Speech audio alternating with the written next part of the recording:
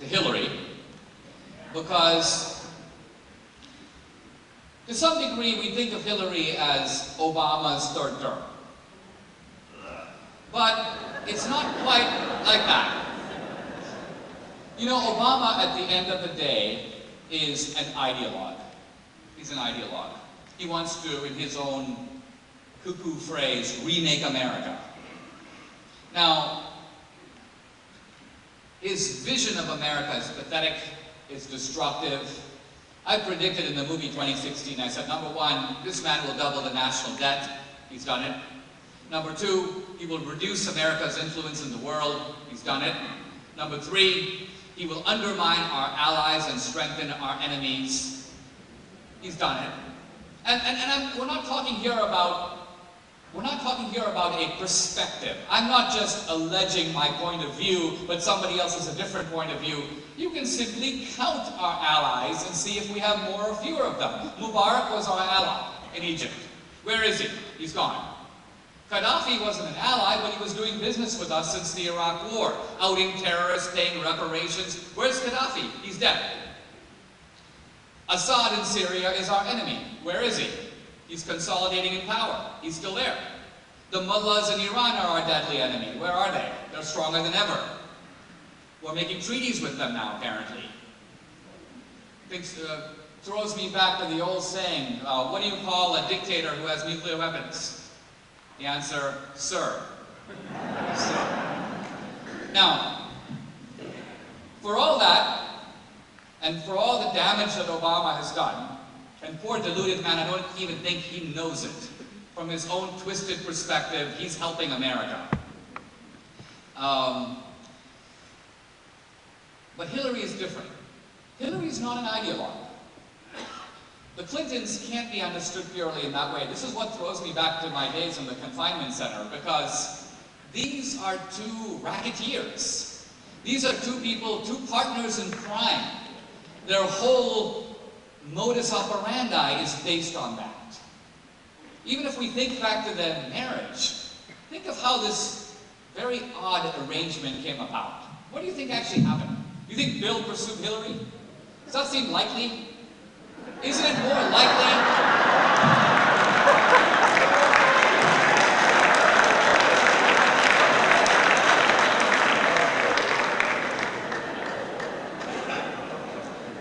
And a glimmer of recognition spreads through the audience.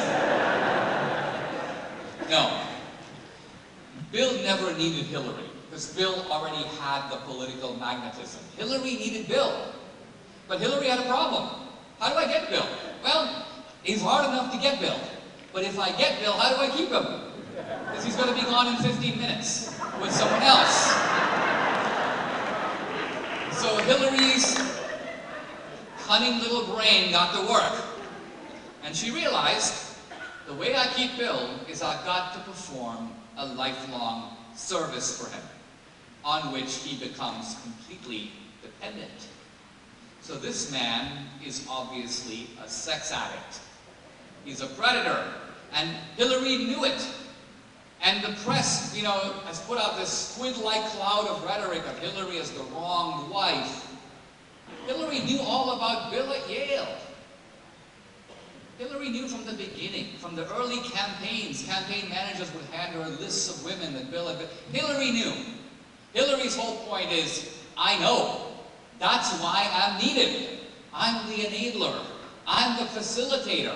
I enable Bill to carry out his addiction without consequences. That's why he's going to need me till the very end. And fast forward now to the DNC at Philadelphia, where Bill stands up and gives the sort of surreal song and dance routine, this Rapunzel story about Hillary, which actually was very credible if you were born yesterday. Or just arrived here from Mars. Well, here's my point. The Clintons have been running rackets since day one. They're characters right out of Mark Twain. From the Arkansas days, they were cajoling $1 here or $50,000 there with small-time stuff. But when they got to the White House, they were truly unleashed. Just try to throw your mind back to the last months of the Clinton White House, and I want to describe the scene.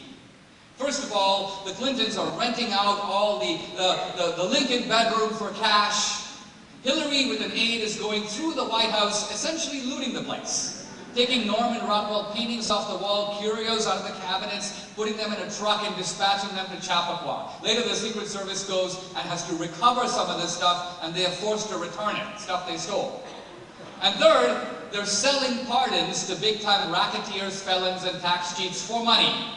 They essentially put out the word, if you've got a criminal conviction, how much are you willing to pay to get out of it? And large amounts. This is actually the origins of the Clinton Foundation. Now, I fast forward a little bit more to Hillary now as Secretary of State. And I mentioned earlier that it's implausible, in fact ridiculous, to think the Clintons made $300 million or their foundation got $3 billion from book royalties or speeches.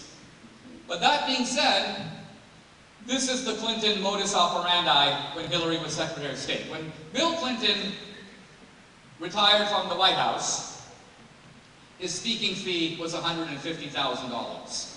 Pretty normal for a president.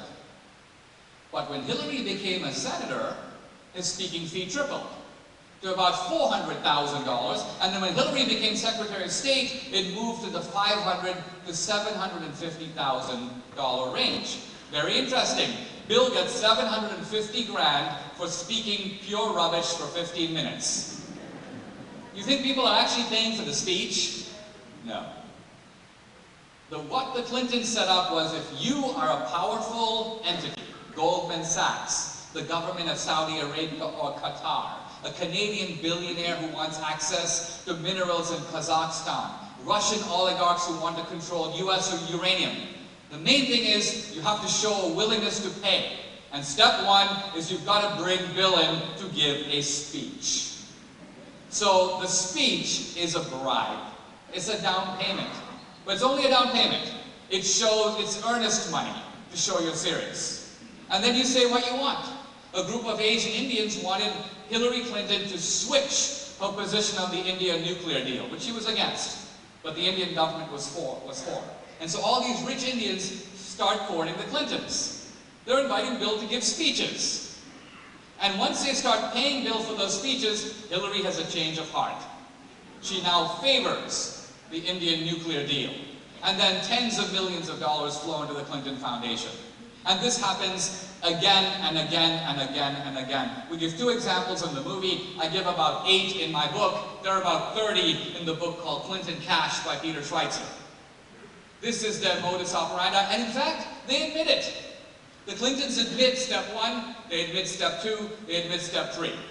Their point is steps 1 and 3 have nothing to do with 2.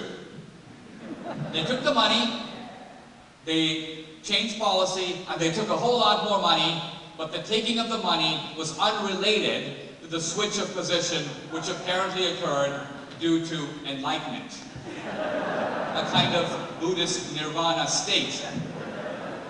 So, this is who these people are. Now, here is the scary thing. Everyone kind of knows it. By kind of knows it, I mean the ordinary American doesn't really know it, but the press does. The media does. They've read these books. They know about this stuff. And yet, collectively, the mainstream media, and by this I mean CBS and ABC and NBC, I mean CNN and MSNBC and NPR and the New York Times, all these guys together are huffing and puffing to drag this crooked hag across the finish line.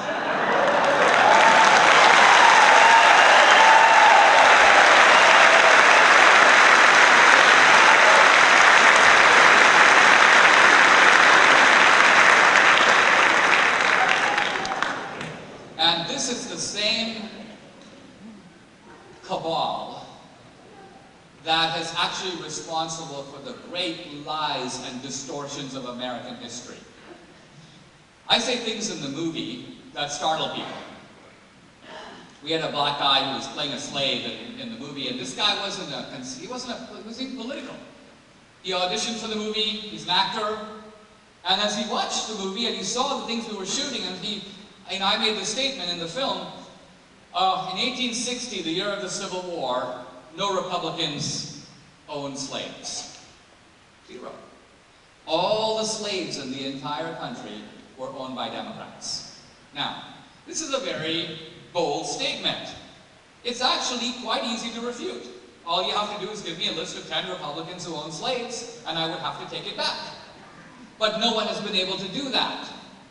And the point I'm trying to make is, when you're talking about American history, how is it that the Democrats have been so successful in lying to so many people? How do you pull this off in a big country and in an educated country? The answer is, you have to dominate academia, you have to dominate the media, and you have to dominate Hollywood. Those are the 3 big megaphones of our culture.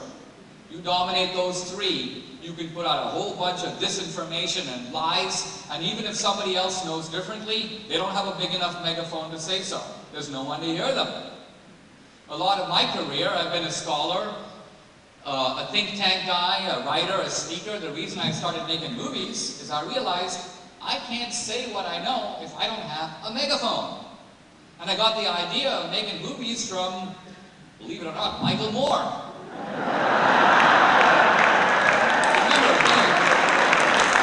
he made Fahrenheit 9/11, and he dropped it in the middle of the 2004 campaign. And I'm like, if that stupid guy can do it, how hard can it be? How hard can it be? So anyway, here we are. Here you are, in a very critical state, in a very critical election. The question I want to ask is, where does this leave us? What can we do? Now, interestingly, there is a terrifying array of forces against Trump and the Republicans. And this has to do with the fact that the Democrats dominate the high ground of our culture. And yet, I think, at the end of the day, this is Trump's election to lose. Now, it was Romney's election to lose 4 years ago when he lost it. Trump, I think, can win. Here's what he needs to do.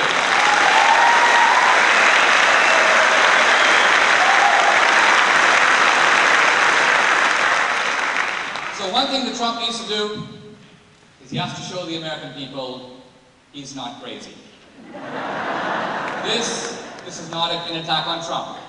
Reagan had to do this in 1980. You might remember in 1980, the left said about Reagan, he's a cowboy. He's insane. You can't put him in charge of the nuclear codes, he'll blow up the world. And Reagan had to show the American people in the debates and in his performances, you know what, I'm an outsider, I speak my mind, I'm challenging many of the central axioms of American politics, but no, I'm not going to do that. Trump needs to do that. The second thing that Trump needs to do is he needs to take the battle to Hillary.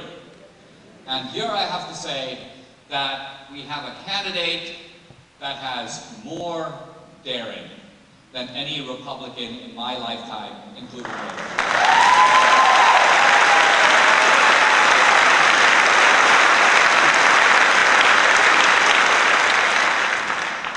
When Trump goes to the inner city and talks about the failures of the Democratic urban plantation, when he points the finger at the Democrats, you're the party of slavery, you're the party of segregation, notice those attacks completely unanswered, because they are completely true. Trump is actually here taking on the Democrats, and the media is like, well, is he actually going to get the black vote? This is not just about getting the black vote. This is about eroding and depleting the moral capital that allows the Democratic Party to pose in a bogus way as the champion of morality. The Democratic Party has been, as I mentioned, the very opposite. So in the debates, I have some public advice for Trump, which I'm actually going to deliver right now. First, this is a time when you have to actually call Hillary straight out. And so I'd like Trump to say something like this. Mrs. Clinton, the Democratic Party is the party that murdered and displaced the Indians. The party of slavery and segregation, of Jim Crow and the Ku Klux Klan. This is the party that interned the Japanese Americans after World War II. Your party did all of it. But your party has never admitted it. Not once have you ever acknowledged what you did. Not once have you ever taken responsibility for it. Not once have you paid 1 penny in restitution for any of this. There were 4 million slaves that you owned, that your party owned in 1860. You haven't even acknowledged that. So will you, right here and now, acknowledge the Democratic Party's sordid history and apologize to your country and to your countrymen for this history of what your party actually did? Will you do that, yes or no?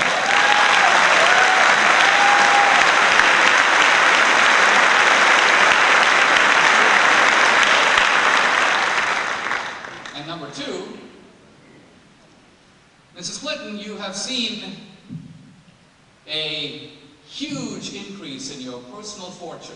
As I mentioned, from 0 to $300 million at warp speed in a few years. Now, as far as I travel, I've built buildings, I've done things. You haven't built anything. You traveled 3 million miles as Secretary of State, but you never even addressed, let alone healed any trouble spots in the world. You never brought any treaties to bear. You never held any summits. We can't even think of a single speech that's memorable that you gave in your entire duration. So the question really isn't about this spectacular lack of accomplishment, because it's really hard to go 3 million miles and do nothing. But the point is that you weren't doing nothing, were you? The point is that you were actually really active. You were really busy. And the truth of it is, when people make a great deal of money, they're usually selling a product. So your product is not the iPhone. And it's not the computer. What is the product that you are actually selling if it was not, in fact, U.S. foreign policy itself?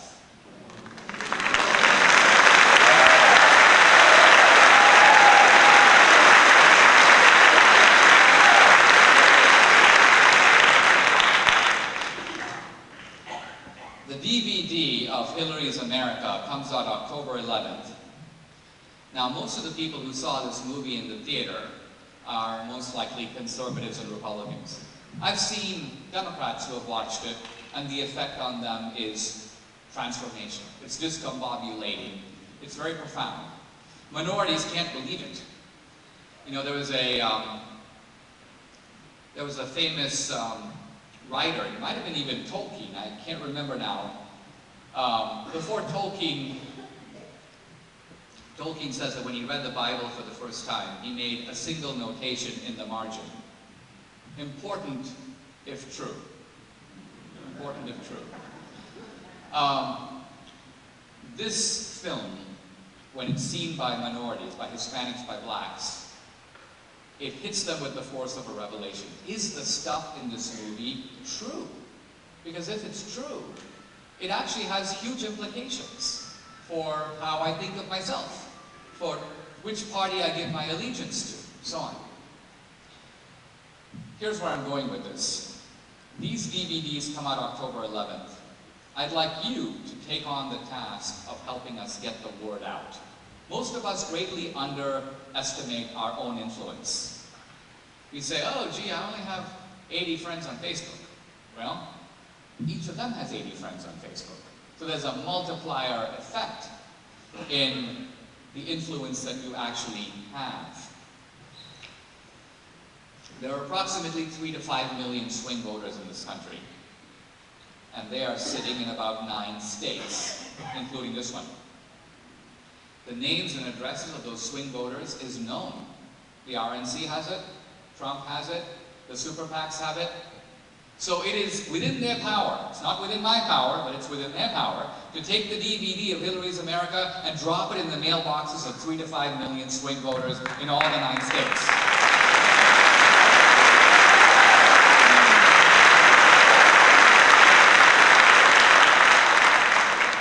Apart from Trump performing well in the debates, I personally cannot think of a more important thing they can do to win the election.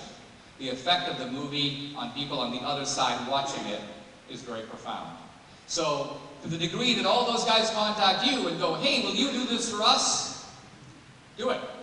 But say to them, hey guys, have you thought about taking this movie and dropping it to the people who need to see it the most, you can help us do that. We're doing our best to get the word to them, but you can help. Now, a final word before I take questions, and that is, it's time, I stayed out myself of the Republican primary.